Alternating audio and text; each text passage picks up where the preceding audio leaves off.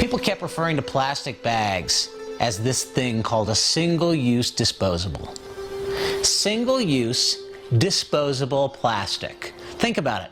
Why would you make something that you're going to use for a few minutes out of a material that's basically going to last forever, and you're just going to throw it away? What's up with that?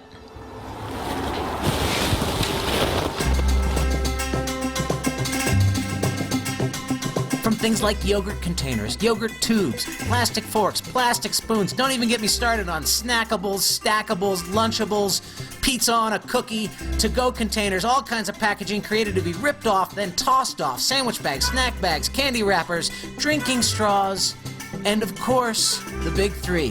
The three things that we Americans love to use and throw away the most: bags, bottles, and cups.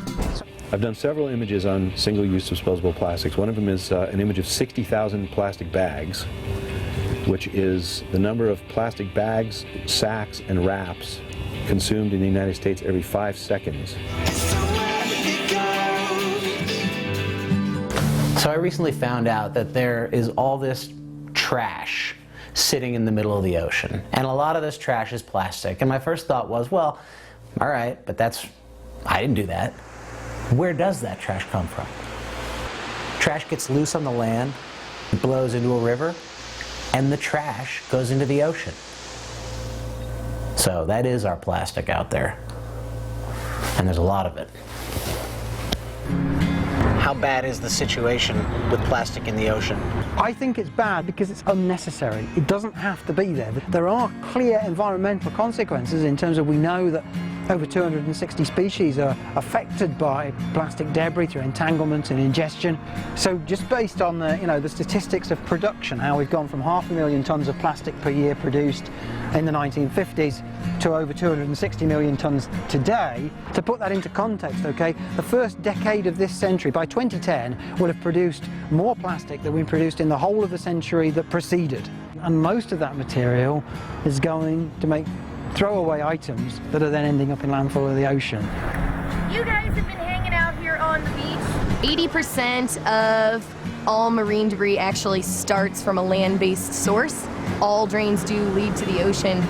We dump things, they end up going down a storm drain or into a wetland, going down streams and rivers straight into the Atlantic or Pacific Ocean.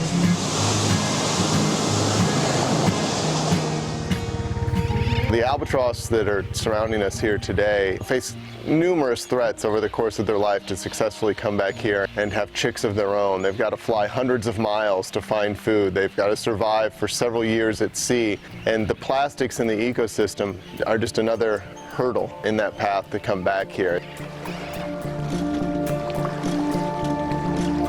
All the plastic that you see here was brought to the island by an adult albatross and fed to a chick. We can calculate how much plastic is brought to Midway each year by the adult albatross, and it comes out to be 5 tons of plastic. That's every year, 5 tons. But what's happening to Midway will soon be happening around the globe unless we change the way that we operate as a people. And he totally agrees. He thinks that was very well stated. I know.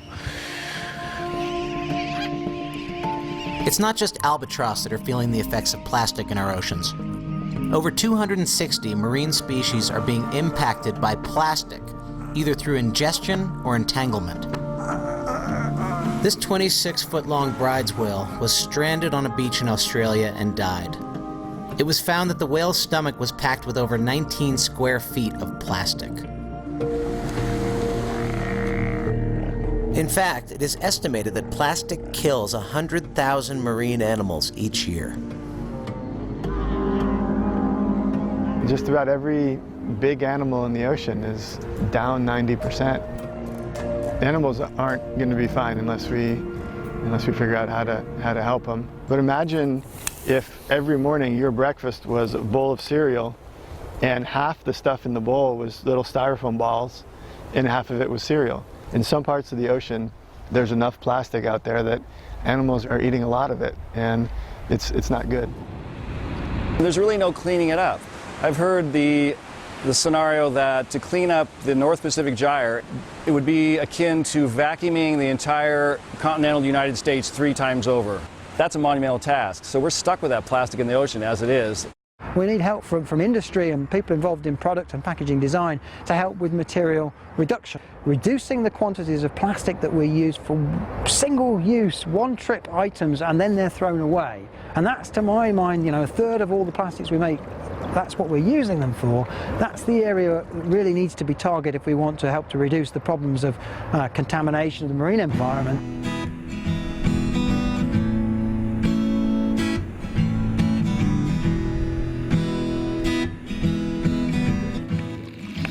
People ask me, why should I care about the ocean?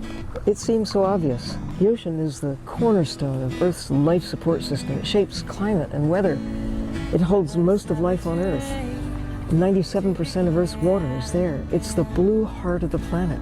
We should take care of our heart. It's what makes life possible for us.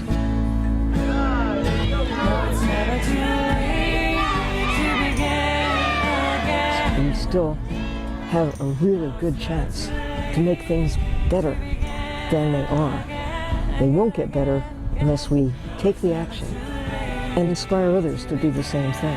No one is without power. Everybody has the capacity to do something.